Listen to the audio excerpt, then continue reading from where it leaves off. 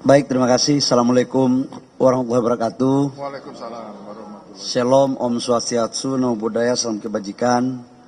Yang saya hormati Pak Agus Gumiwang, PLT Ketua Umum Demisioner, dan seluruh teman-teman semua, Ketua SC Demisioner, Ketua OC, dan beberapa sahabat-sahabat saya yang sempat hadir bersama-sama, teman-teman media yang saya hormati.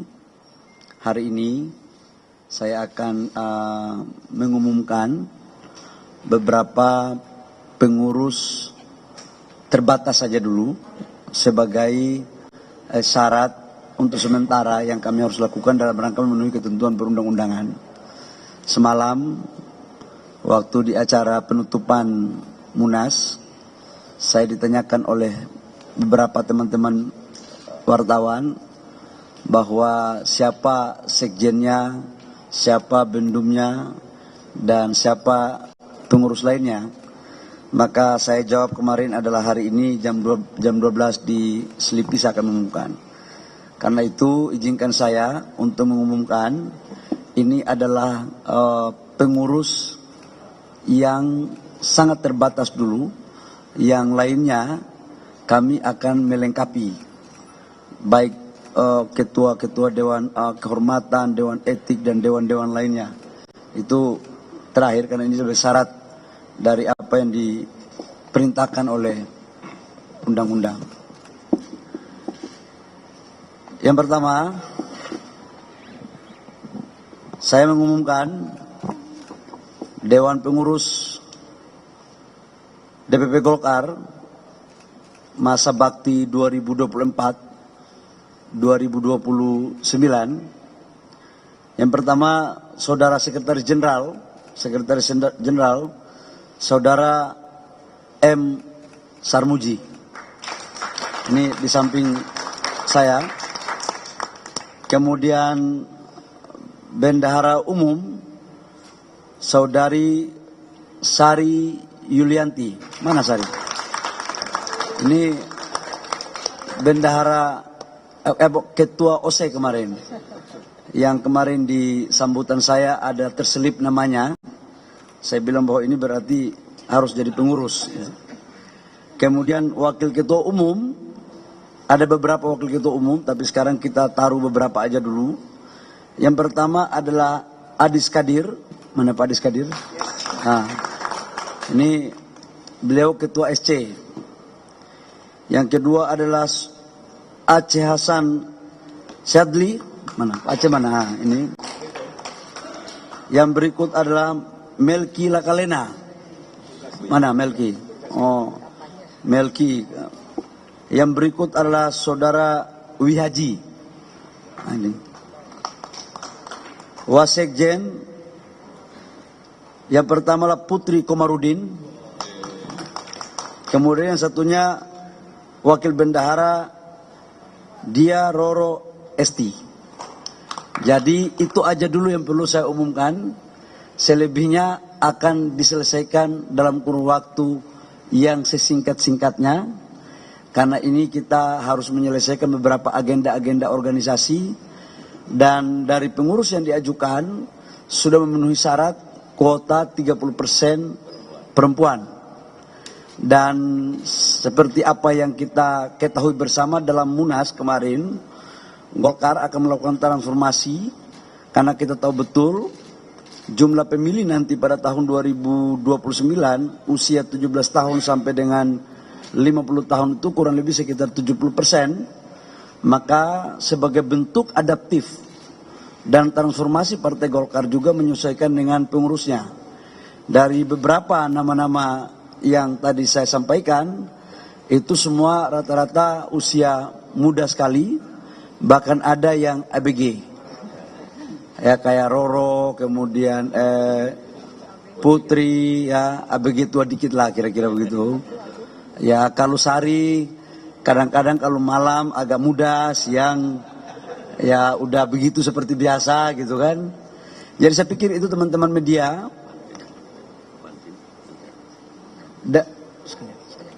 Dan saya umumkan juga karena ini adalah salah satu dewan yang sangat penting, atas dasar pertimbangan matang dan penuh diskusi dengan berbagai stakeholder daripada Partai Golkar. Dan memang ini agak sedikit membutuhkan energi dalam membangun kesepahaman untuk melahirkan sebuah kesepakatan. Kesepakatan ini diambil sudah barang tentu lewat kajian yang mendalam dengan memperhatikan berbagai macam dinamika dan suasana kebatinan. Dan kami memutuskan dan menetapkan Bapak Agus Gumiwang Kartasasmita sebagai Ketua Dewan Pembina DPP Golkar tahun 2024-2029. Sudah barang tentu ini bagian daripada mekanisme tatanan pelaksanaan partai untuk bagaimana kemudian Golkar bisa bersatu padu, bekerja sama, bergandengan tangan dengan satu tujuan, yaitu insya Allah kita akan memenangkan pada pilkada nanti di 2024 dan sekaligus melakukan konsolidasi menyongsong pileg 2029 untuk mendapatkan hasil yang terbaik. Saya pikir itu sebagai pengantar dari saya. Kalau ada yang belum jelas, saya persilakan untuk menanyakan. Ya. Siang Bapak-Bapak Ibu-Ibu sekalian, saya Rahel dari Kompas.com. Mau menanyakan, kemarin kan Pak Bahlil juga di pidato sempat bilang kalau kepengurusan kalau bisa tidak lebih dari 100 ya Pak jumlahnya. Nah, kalau untuk ini selain nama-nama yang tadi disebutkan, kira-kira jumlah totalnya akan berapa sih Pak jumlah pengurus di Golkar nanti? Insya Allah sampai dengan hari ini saya masih berpikir atas kajian mendalam dari teman-teman steering komite dan pandangan dari beberapa stakeholder Golkar bahwa kita akan memakai prinsip miskin struktur kaya fungsi daripada kaya struktur miskin fungsi. Nah, dalam penerjemahan itu kami sebagai ketua umum terpilih menjabarkan lewat kepengurusan yang ramping.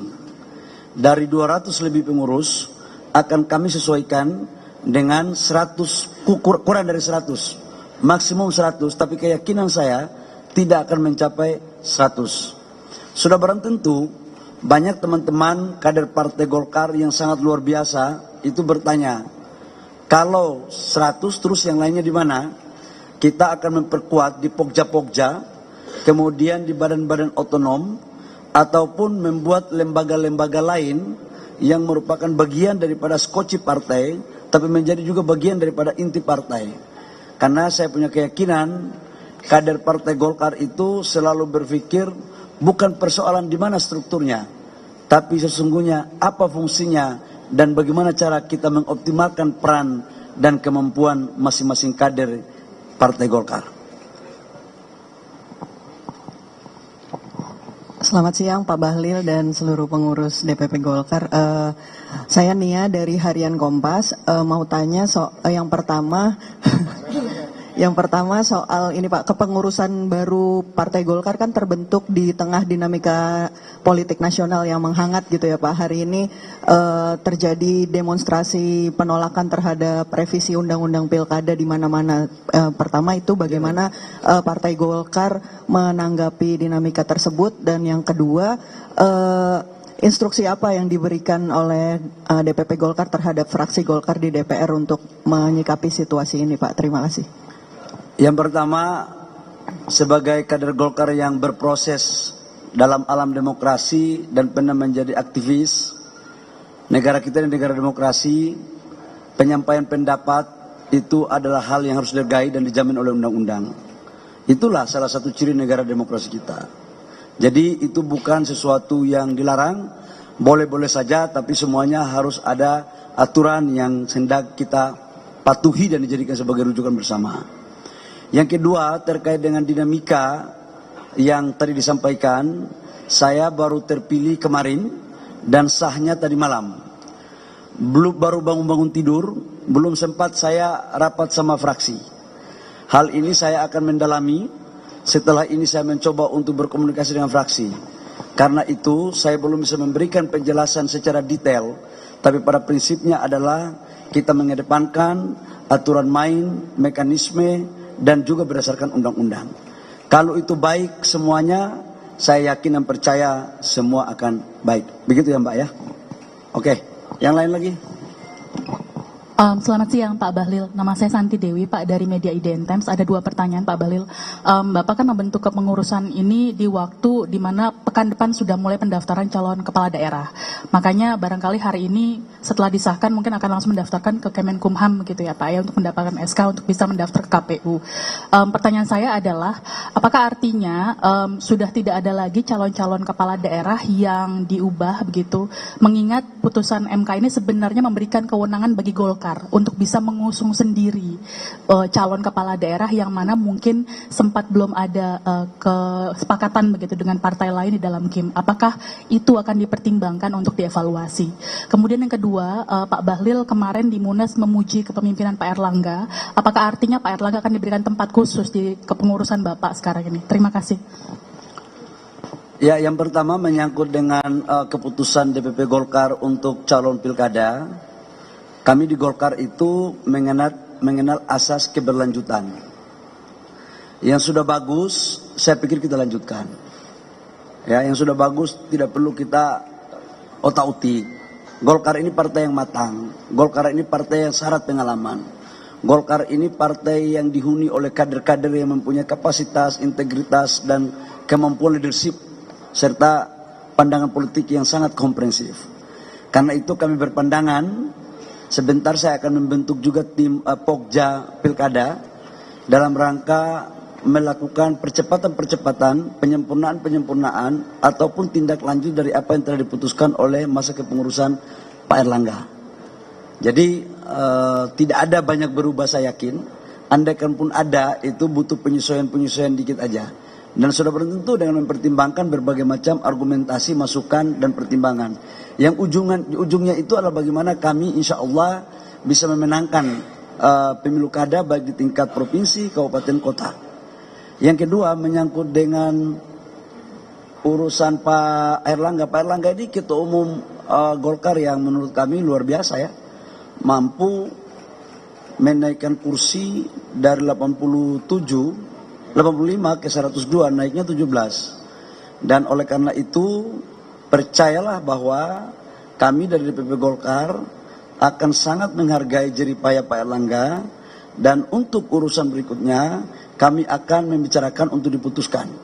Yang jelas Pak Erlangga adalah tokoh yang harus diberikan tempat secara proporsional, baik di pemerintahan khususnya, karena itu tanggung jawab moral daripada Golkar, dan kemudian di partai. Semuanya akan terselesaikan dengan komunikasi yang lebih baik. Terima kasih. Kalau sudah tidak ada, saya pikir demikian. Wabillahi taufiq wal hidayah. Wassalamualaikum warahmatullahi wabarakatuh. Shalom dan salam sejahtera untuk kita semua.